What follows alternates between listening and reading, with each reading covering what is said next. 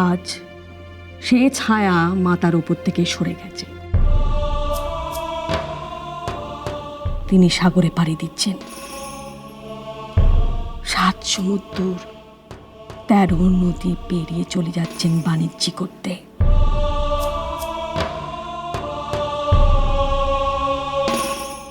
তোমরা সকলে নিশ্চয়ই ভাবছো আমাদের দেবতা, আমাদের দণ্ডমুণ্ডের কর্তাই যখন আমাদের অকুলে ভাসিয়ে চলে গেছেন, আমরা বাঁচবো কি করে?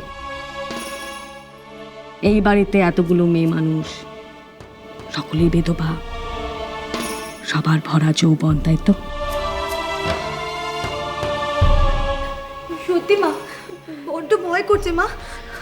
কে আমাদের রক্ষা করবে মা? একে একে দুর্বল মেয়ে মানুষ বলে। দুর্বল ভাবলেই দুর্বল?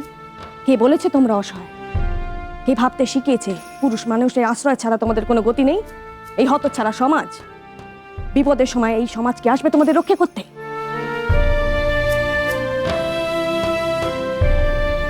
আসবে না, বরং সুযোগ পেলে সমাজের মাতারা শকুনের মতন ঝাঁপিয়ে পড়বে তোমাদের উপর, শেয়াল কুকুরের মতো ছিঁড়ে খাবে তোমাদের। তাই বলছি, মনে বলানো, নিজেদের মান সম্মান নিজেদেরই রক্ষা করতে হবে। কাল থেকে এই অন্দরে কোনো ব্যাটা ছেলে কাজ করবে না।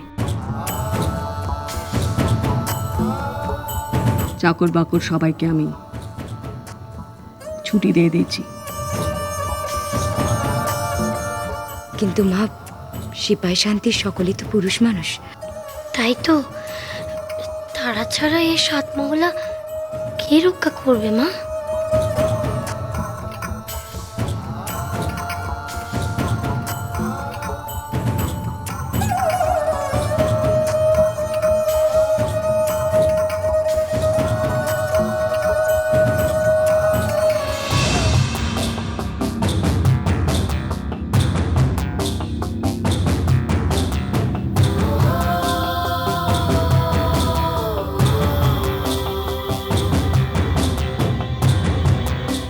চাকর বাকর দূরস্থান, কোনো পুরুষ মানুষকে বিশ্বাস করবে না। কেউ জানেনি কার মনে কি আছে।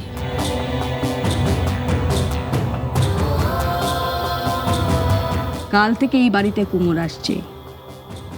ঠাকুর দালানে বসে মনসা ঝাঁপি করবে সে। তোমরা কেউ পর্দার বার হবে না, এ আমার হুকুম। সূর্যি ডোবার পর কেউ বার বাড়িতে যাবে না, পুকুর ঘাটেও যাবে না। হাতের কাছে সব সময় দা, বটি বা ধারালো কোনো অস্ত্র রাখবে।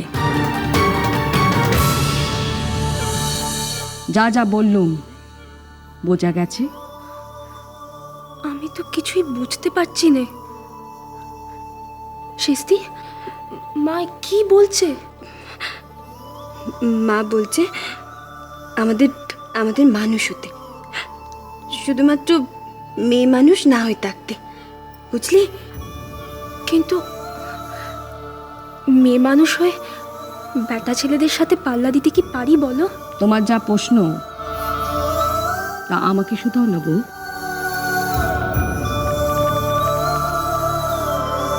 কিছু শুধানোর আছে? না মা, আমার কিচ্ছু শুধানোর নেই মা। তোমাকে দেখে আমার বড্ড ভয় করছে বৌমা। তোমার এই রূপ আমি তো আগে কখনো দেখিনি।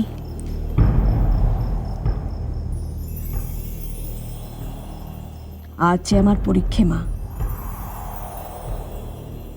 এতগুলো কচি মেয়ে মানুষকে আমায় রক্ষা করতে হবে। তাদের মা হয়ে,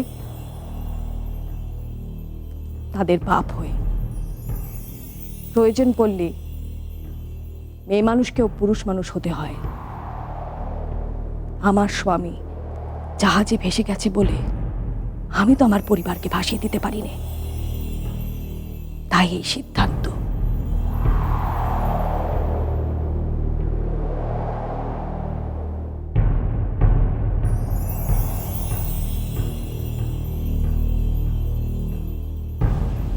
কি হলো মনসা, তুমি নিরুত্তর কেন?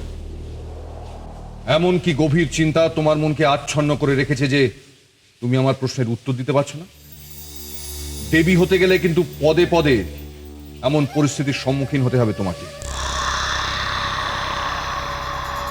ভক্তের প্রাণের আকুল ডাকে সাড়া না দিয়ে কোনো দেবতা কি থাকতে পারে? কোনো অনিশ্চয়তা বা মানসিক দ্বন্দ্বে জর্জরিত হওয়া মানুষের সাজে, দেবতার নয়। তোমার কাছে সনকা যখন তার অনাগত সন্তানের দীর্ঘ জীবন কামনা করবে, তখন তুমি তাকে কি দেবে পদ্মাবতী?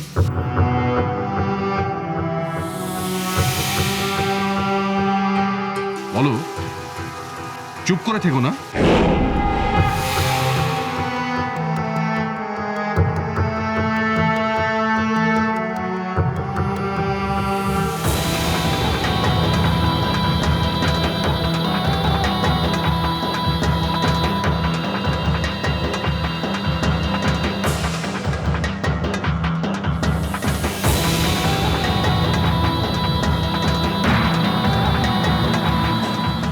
আপনি দেবাদিদেব, সমস্ত দেবতাদের আরাধ্য।